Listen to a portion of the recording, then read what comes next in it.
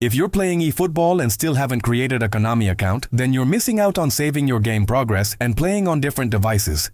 In this video, I'll show you the easiest way to create a Konami account. First, open your browser and search My Konami. Make sure you open the official site. Don't click random links. Once you're on the page, tap on Register Konami ID.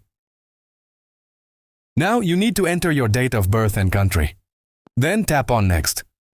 Now you need to enter your details, your email address, your profile name, a strong password and your country region.